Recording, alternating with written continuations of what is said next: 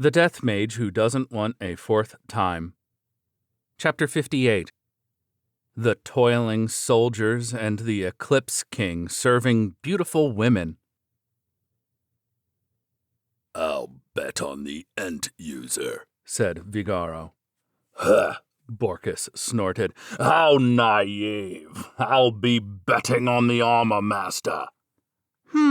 How difficult. Zadiris paused to think. How about the golem factory manager? Those golems that are lined up are called a factory, are they not? What are you betting on? Asked Vandalou. Vandalou had come to the remains of the Adventurers Guild, which should probably be relabeled as a distribution center or trading post to get a job change, and spotted Vigaro and Borkus betting on something. If there were at least cards in their hands. No, there were no playing cards in this world, as paper was a precious material. But Vandalou would not have considered this unnatural if they at least had something resembling cards. Zadiris looked up. Ah, boy, this is, well, every time you undergo a job change, there are new jobs, are there not? Vandalou had received the unable to learn existing jobs curse, but every time he visited the job-changing room, there were new jobs that hadn't existed before displayed for him. Vandalou had consulted the knowledgeable Zadiris and experienced adventurer Borkus regarding this. Of course, as the jobs had not existed before, they could offer no knowledge on the jobs themselves, but he could ask them to make guesses on jobs that were similar to existing jobs. Incidentally, after his coronation ceremony, Vandalou had explained his circumstances to everyone in Talosheim. The ghouls, undead titans, and even the cemetery bees and immortal ents. Everyone, without exception, was now aware that Vandalou had lived 2 previous lives, that he was a human from another world, that he had been cursed by the god of reincarnation, and that 100 people would be reincarnated in this world from origin one day. The reactions to that had been, "I don't get it, but that's amazing." I knew you weren't an ordinary kid, but that's amazing. You lived on a continent called Another World in your previous life? On an island? A country called Earth, huh? Amazing! Buzzing from the cemetery bees, rustling from the immortal ents. Well, it seemed to have been accepted. It also seemed that nobody really understood anything about other worlds, though they did have a grasp of the concept of reincarnation. There were apparently many among the undead titans who had a vague idea of his circumstances. Thinking about it, a child had recreated the legendary flavorings left by the champion Zakart, miso and soy sauce, or, to be more precise, fish sauce. It was only natural for them to wonder whether the Holy Sun was also from another world. Vandalou had originally been marked as an enemy by Alda, the god of law and fate, who possessed the most influence in this world. The gods who served him as well as the pure-breed vampires who worshipped an evil god. An unknown god named Rodcart had cursed him, but even Rodcart was apparently just another god to add to the list of enemies, so it wasn't considered surprising. What a reliable and happy response. Leaving that aside, what would happen with Vandalou's job? So, we are placing bets on what jobs will appear for you next, Zadiris told him. "Leaving aside which job you'll actually choose, kid, there's going to be new jobs that you can actually change to, right?" said Borkus. "What do you think will appear?" asked Vigaro. Vandalou looked at them. New jobs are normally discovered once every few decades or centuries, if I recall. Right after the Age of the Gods was a turning point in this world where new jobs like knight and soldier were discovered, one after another. However, as time went on, the discovery of new jobs became more and more infrequent. That was why each guild, including the Adventurers Guild, offered a cash reward to those who discovered new jobs. But you've been discovering new jobs one after another for the past 2 years, haven't you, kid? Borkus pointed out. That's why we thought that there would be more new jobs, said Vigaro. Don't get angry with me if there aren't any new ones, okay? Vandalou told them. So, boy, what kind of new jobs do you think there will be? Zadiris asked him. Vandalou gave Zadiris's question a little thought before answering. Tree planter, perhaps? Vandalou was probably the first person in Lambda who had created Ents from seeds, so this was the answer that he had come to. He was also continuing to plant trees found in the dungeons and Devil's Nest and turning them into immortal Ents. Tree planter? There are already people doing that in human countries, said Borkus. Not that anyone has a job for it. Huh? Really? Vandalou asked. In Earth's history, deforested areas had often been left as they were, causing an increase in bare mountains and wastelands in areas with dry climates, but it seemed that people planted trees in Lambda. Yeah, apparently it began from people planting trees in the lands destroyed during the battles between the champion and the Demon King, Borkus told him. It seemed that even Bellwood would not have advocated to deny the planting of trees and insisted on waiting for the greenery to recover naturally.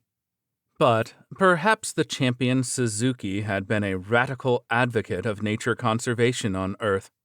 This might explain why he had allowed afforestation while forbidding technology from another world. Well, it was certainly possible that afforestation had been occurring prior to the Demon King's appearance, and there were simply no records of it remaining. So, what are you actually betting? Asked Vandalou. As there was currently no currency being used in Halosheim, the trading of goods was being done through bartering. For now, there were not any items being prominently used in place of currency either. Vandalou thought that food was probably the closest thing there was. I'm wagering fern tea, replied Zadiris. My bet is dried and salted ammonite, Vigaro declared. Mine is the meat I took off a noble orc before, said Borkus. You can hunt quite a lot of them in Barrigan's Fall Life Mountain. Vandalou decided to make his own wager. Well then, I'll bet some honey that there won't be any new jobs. Boy, why is your wager so pessimistic? Asked Zadiris. If good things continue for too long, you never know when your luck is going to run out. I'm scared of that, Vandalou told her. With those words, he departed for the job-changing room. Jobs that can be selected. Soulbreaker, Venom Fist user, Insect user, Arch enemy, Zombie maker, Tree caster. Despite Vandalou's expectations, there were 2 new jobs. Zombie maker and Tree caster. I suppose Tree caster is read Kijutsushi. I'm sure that's there because I've made immortal Ents from seeds and branches and every other part of a tree possible, but... It seemed more like being a magic performer. In Lambda, they were not known as magicians, but as magic performers who made their living as entertainers at parties or as street performers. Was it a plant monster version of the tamer job, plus something that made it easier to create plant monsters? However, unlike undead and insectoid monsters, it should be possible to tame plant monsters normally. Well, Vandalou would think about that more later. The more mysterious one was the zombie maker job. Gubamon and Ternesia, pure-breed vampires who created and controlled undead with the divine protection of the evil god of joyful life, had existed in this world for 100,000 years. Vandalou had thought that they would have already discovered and acquired jobs such as zombie maker or ghost mage. Could it be that they haven't acquired jobs, or can't? Vandalou wondered. Perhaps they had become too much like monsters and lost the ability to acquire jobs when they began worshipping the evil god. Vandalou made this guess with no evidence, but as Eleonora did not know the race titles of the pure-breed vampires, it was impossible to confirm this. Vandalou would leave finding this out for another opportunity. For now, leaving aside the fact that he had lost his bet, the question was which job should he choose next. But for improving our fighting strength as a whole, it would be insect user or tree caster. But Riley, the former companion of Hines, is going to be among the army coming in the spring. Vandalou was not thinking that he would kill Riley by his own hand at any cost. Even if there was an opportunity to do so, if it would cause strategic problems, he would give up on the idea without hesitation. He firmly believed that everyone would be capable of taking revenge for him. However, if the reason for him giving up on killing Riley personally was his own powerlessness, that was a different matter. Vandalou would not be able to stand that. "I'll choose Soulbreaker." That was why Vandalou selected the Soulbreaker job. The levels of Spirit Form, Soulbreak, and long-distance control skill have increased. You have acquired the parallel thought processing and materialization skills. The moment Vandalou changed jobs, his Spirit Form, long-distance control, and Soulbreak skills leveled up as a result of the skill bonuses. It seemed that the Soulbreaker job granted bonuses to spirit-related skills. And he had acquired the parallel thought processing and materialization skills, but what were they? Vandalou guessed that they were probably also skills related to spirits or souls. Vandalou thought it unusual that his fighting ability had not increased as much as he had hoped for. Should I have chosen Venom Fist User? Or maybe I should have just resigned to taking the arch-enemy job. Well, Soulbreaker was a skill that granted an additional effect to his magic and physical attacks. It would likely increase his ability to fight. Vandalou consoled himself by telling himself this and left the room. He reported his results to Zadiris and the others who were waiting for him on the first floor, and treated them to honey. And then he headed for Borkus's sub-dragon savanna, as he had been doing last year.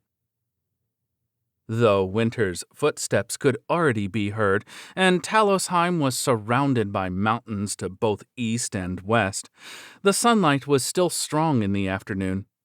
In the courtyard beyond the royal castle was a stone monument to the sun giant Talos and the goddess Vida, and this was the spot in Talosheim that was said to receive the most sunlight. In fact, the sunlight was very strong in the courtyard for some reason. It was as if it was summer. It was possible that the stone monument to Talos and Vida was the cause of this. It's so deep. It's hot. It's like my body is burning. I can't take any more. Don't pour any more into me. It's going to overflow.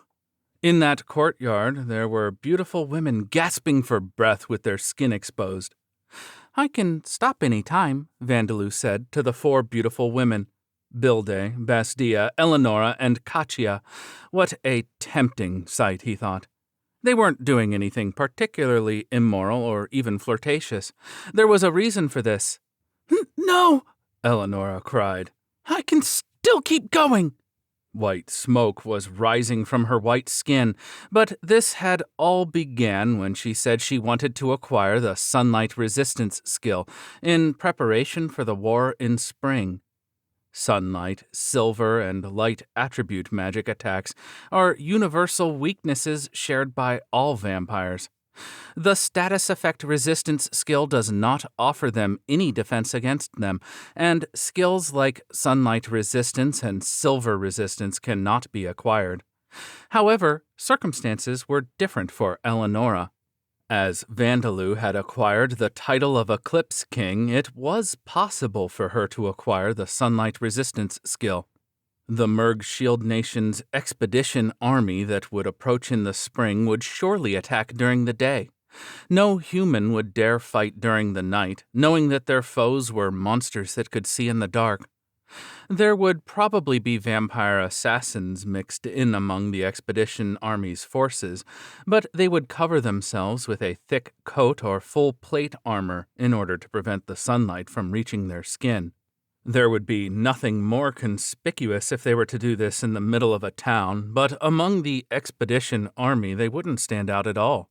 Also, the vampires would likely participate in the expedition, posing as the private forces of noblemen or as mercenaries rather than as a part of the regular army, so the fact that they wore different equipment from the regular army would not cause any problems.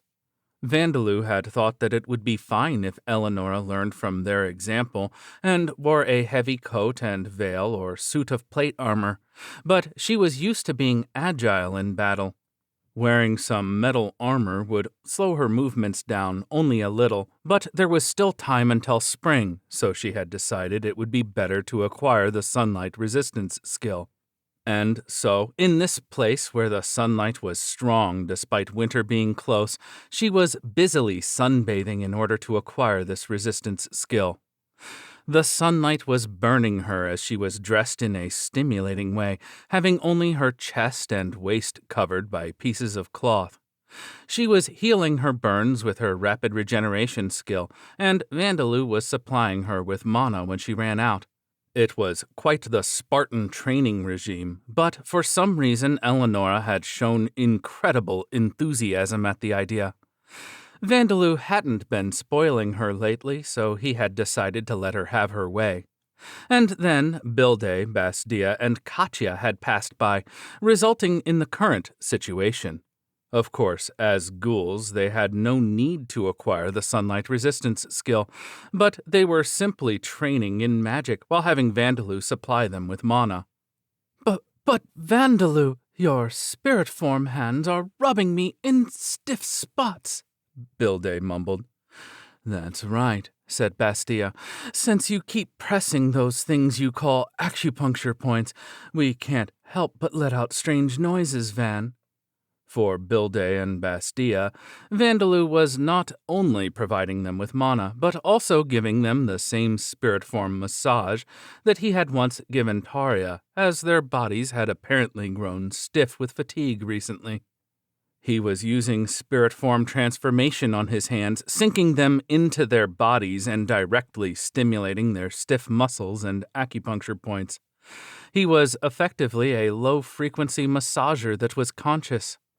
And there are these acupuncture point things in places like this as well? Bastia asked in embarrassment.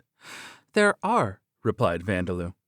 Acupuncture points are found in places like the top of the head and the soles of the feet, but there are also many places that people of the opposite sex might be hesitant to touch. Vandalou was saying, I'm going to press the acupuncture points here, and pressing points in such places. He was carefree about it because his hands had undergone spirit form transformation and had branched out into tentacle-like shapes, so he could not feel the sensation, warmth, or softness of their skin other than being conscious that he was touching a living creature. I see. Then it's fine, but... Of course, he was not trying to sexually harass Bastia, so he wasn't touching her or pressing her in persistent ways. Incidentally, in Origin, where science and magic had coexisted, Qigong had been acknowledged as a form of magic.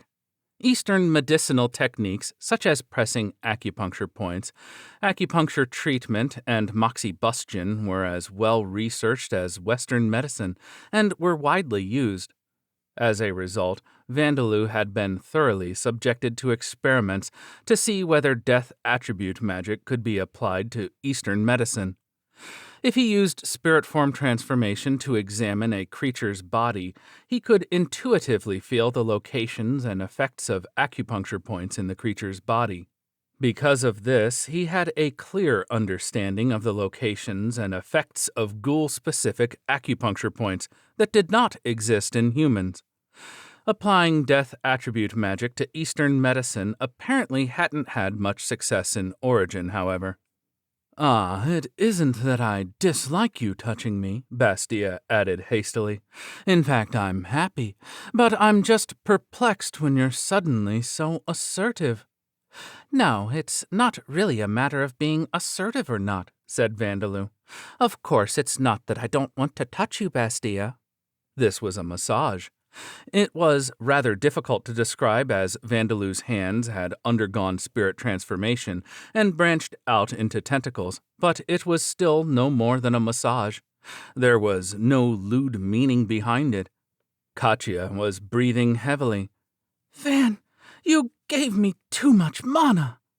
Vandalou was doing nothing but supplying her with magic, but this was how things were. But I only transferred you a small amount, you know, Vandalou told her. That small amount is too much. My maximum mana pull is less than 200, isn't it? Katya, who had undergone a job change to apprentice mage, had a maximum mana pool of less than 200. Ghoul women had an aptitude for magic, so Katya's mana pool was a little smaller than average, but it was greater than the average ghoul man's mana pool. This was probably because of the fact that she had once been a human, and that she had once been an adventurer in a frontline role on the battlefield. Frontline fighters like warriors and knights have less mana than those like mages, who fight from the back. However, they have higher attribute values for vitality, strength, stamina, and agility to compensate for it. Unlike mages, the mana of the frontline fighters is not consumed unless they use martial skills, so this is only natural. In fact, those with more mana than vitality would not choose to fight at the front. Katya had been a frontline fighter, and the way her attribute values increased when she became a ghoul had been influenced by that. The increase in her mana had been relatively greater than the increase in her other attribute values, but since her mana value was small to begin with, the resulting value after the increase was still small. She had undergone a job change to apprentice mage with this small mana pool, but because her mana was lacking, she could not practice magic enough and was finding it quite difficult to level her skills up. That was why Vandalou was accompanying her and providing mana for her to practice. But the problem was Vandalou's senses. A small amount of mana for Vandalou, whose mana pool was over 200 million, could be in the tens of thousands. 200 would be a fraction of a tiny pinch of mana for him. Because of that, whenever Katya ran out of mana, Vandalou poured into her what he regarded as a tiny pinch of mana, numbering in the dozens. Nobody could blame Katya for gasping and saying that she was overflowing. That's true, but there's no harm to your body caused by overflowing mana, is there? No, you're right, but it's incredibly. Katya looked troubled. Well, your mana has recovered, so please continue your practice. No way! If I keep practicing, my mana will disappear again right away. If it does, I'll transfer you some more. Katya made noises of discontent. For some reason, there were tears in her eyes as she continued to practice. Bilde and Bastia had already restarted their practice before her. Incidentally, Bilde possessed an affinity for the earth attribute. Bastia possessed an affinity for the water attribute, while Katya possessed an affinity for 4 attributes: fire, wind, light, and space. Though Bilde could be considered average, Bastia's talent as a mage was meager, which was why she had decided in the past that the ghoul village would benefit more from her learning martial skills, and was completely absorbed in learning those instead. In Katya's case, she had been told it would be a miracle if her magic could even be considered useful at all, so she had given up on magic before even starting out on that road. However, because Bastia's rank had increased and Katya had transformed into a ghoul and undergone a job change, their attribute values, such as mana and intelligence, had increased enough for them to be able to practice like this. Incidentally, like Eleonora, the other 3 were also wearing revealing clothing. This was because it was normal ghoul fashion to do so, but they had taken even more clothes off because their bodies were too hot. No matter how strong the sunlight was, it was incomprehensible. Eleonora panted and groaned. Vandalou-sama, just a little more. With just a little more, the skill. Controlling the ground is hard. How do you do it, King? Bilde asked. All right, once more from the top, said Bastia, firing herself up. Katia sighed. If I don't hurry and gain more skills, I'm going to become addicted to this. Eleonora's snow-white skin turned a painful-looking red, then back to white. In contrast, the skin of Bilde and Katia was a beautiful, healthy-looking gray-brown, while Bastia's skin was of the same color but a little stronger, with red lines running across it and emphasizing her curves. The exposed curves of their bodies were shaking in a stimulating way. Vandalou had wondered whether doing something like this in front of the stone monument would cause some kind of divine punishment, but apparently it wasn't a problem, as Vita and Talos were gods who were very open to these kinds of things. Come to think of it, I wonder if Vita will send me any divine messages. Vandalou did pray at the church every day while he was in Talosheim, but it was something like lightly bowing his head to Xichigarba on Earth, so perhaps this wasn't enough. Since the prophecy given to Nuaza had been referring to Vandalou, it was almost certain that Vita had taken notice of him, however. Vandalou decided that he would have Nuaza teach him how to pray properly. In the cold winter air, the soldiers were busy doing hard carpentry work. It's good we're getting paid, but when did we become slaves? A soldier said bitterly. He and another soldier were working in a pair to transport stones. The soldier he was paired with gave a bitter smile. Hey, slaves wouldn't be earning any pay or wages, he said. Well, even if they did, they wouldn't be of any use here, he added. The soldiers were at the exit of the tunnel leading to the Merg Shield Nation. They had been given the mission of building a simple fort there. The inside of the tunnel had been swept clean of monsters by Riley, the hero praised as the second coming of the tragic hero, so it was safe to travel through. However, once the boundary mountain range was crossed, the outside world was completely unrelated to the safety of the tunnel. Rank 3 monsters that would normally only be encountered in devil's nests were rampant here, and monsters even stronger than them came to attack, as if it were only natural for them to do so. A fort was necessary to maintain the tunnel that led into the boundary mountain range, into the southern reaches of the continent. Monsters needed to be prevented from entering the tunnel. However, normal craftsmen would not be able to work in a place where there was a constant risk of being eaten alive by monsters. Therefore, the Merg Shield Nation had dispatched soldiers for this task. A third of them were guarding the site where the fort was to be built, another third did the construction work, and the other third would rest. It had been decided that they would rotate these roles in order to construct the makeshift fort.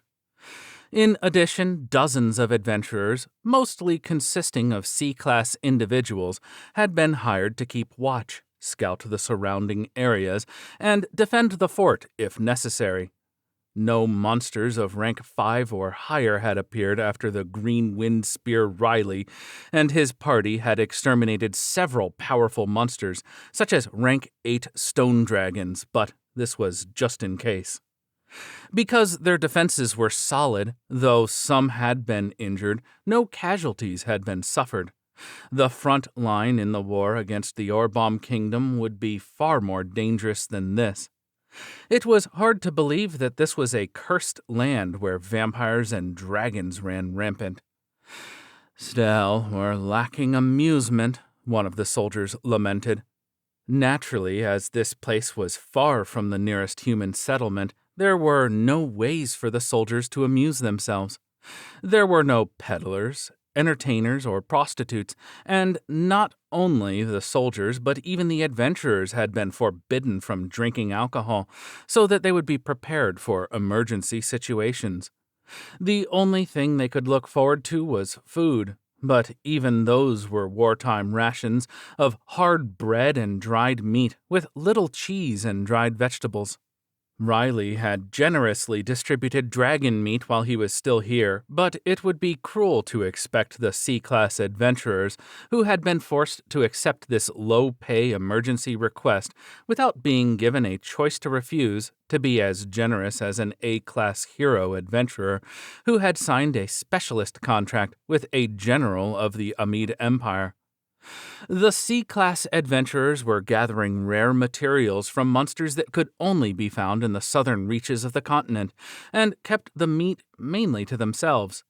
When they gathered more than they could eat, the army would sometimes buy it at reasonable prices, but the chances of that meat being distributed to the ordinary soldiers were low. Ah, man. Come to think of it, I heard rumors that the S-class adventurer, the Thunderclap Snyder, had declined to join the expedition, said one of the soldiers. The other one snorted. I'm sure an S-class adventurer, Sama, would be busy hanging out with the women who approach him. While we're working like this, I'm sure he's being served by multiple half-naked women at once. He should just go and die.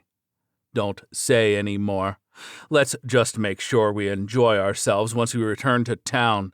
Anyway, this fort barrier is an important location for the upcoming expedition to Talosheim. That's true, but do you think we can participate in the expedition? It's impossible, huh?